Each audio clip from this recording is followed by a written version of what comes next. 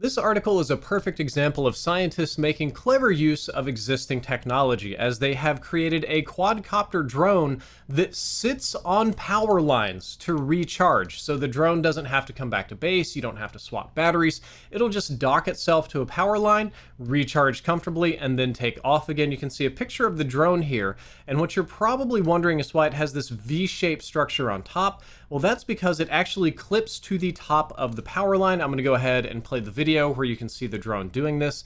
It's kind of a slow-paced video, but instead of sitting on top of the power line, much like a bird would, the drone will instead fly up under the power line. And I'm doing these weird things with my arms, like dock around it. As you can see, it's clamped on the power line, and then it has a sort of inductive charger in there that over the course of an hour or so will recharge the drone. Now you might be wondering, who's paying for this? Because you're stealing from the power company. Well, they're originally intended for power line inspection and repair, so they can autonomously inspect and mark spots for repair all day long. And of course, that would be on the power company's dime. This science comes out of Denmark, but I gotta tell you, it's eerily reminiscent of the birds aren't real movement, which is sort of a satirical conspiracy theory which posits that birds aren't actually real, but are instead all drones operated by the United States government to spy on citizens. And one of their most famous posts of all time is power lines are just drone charging station because birds sit on power lines. This has been a meme for like a decade, that birds are actually drones, and that in order to recharge, they just sit on power lines and soak up the power line electricity and then fly away. And I genuinely wonder if the scientists that invented this drone that clamps onto power lines were just like browsing through Facebook and saw that stupid post and thought, man, that's actually a good idea. But either way, I think this is a good idea. Fantastic news for space exploration today, and especially for those of you that want a lunar colony, because an underground cave has been found on the moon that could be an ideal base for explorers. And the reason why you want a cave on the moon is the moon doesn't have a magnetosphere or an atmosphere, so all of the galactic and solar radiation hit this little body, and they have to deal with a whole lot of nasty carcinogenic energy rays that we don't have to deal with on Earth, which is why when you see most of the more realistic renderings of what a lunar colony would look like, they're all covered under dirt or partially buried in some way to help shield you from that radiation.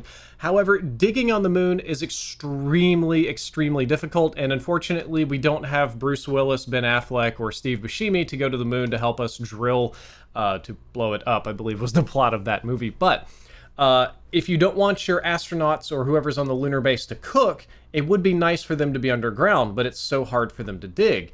But NASA's Lunar Reconnaissance Orbiter has discovered that the Mare Tranquillitatis pit, which is the deepest known pit on the moon, leads to a cave about 45 meters wide, up to 80 meters long, and fills an area equivalent to about 14 tennis courts, and it's about 150 meters below the surface. Here is a picture of the lunar pit. Now, inside of these, it goes kind of inward, and there's a little bitty cave in there.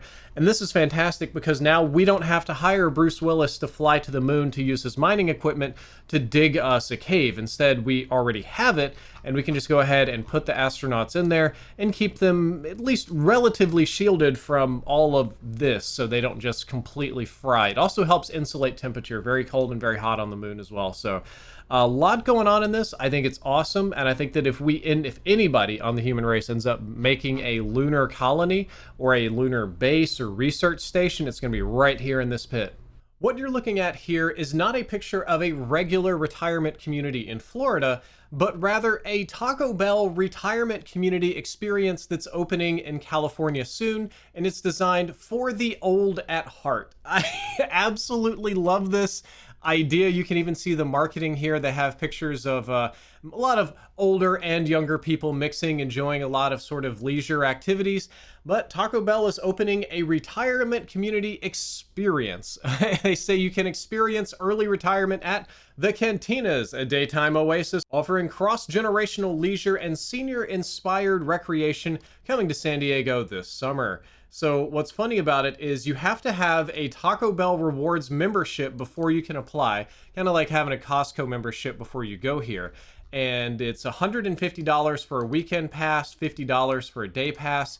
Even though it's considered a retirement community or a retirement community experience, it's cross-generational. It's going to be a lot of very slow-paced, leisurely, rejuvenating activities, aerobics, pickleball, community oasis that celebrates the diverse art of living moss.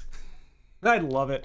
The person who created it said there's a common misconception that retirement unlocks the life you've been waiting for, and while that may be true for some, we don't think you should wait till 55 to have the life that you've been craving.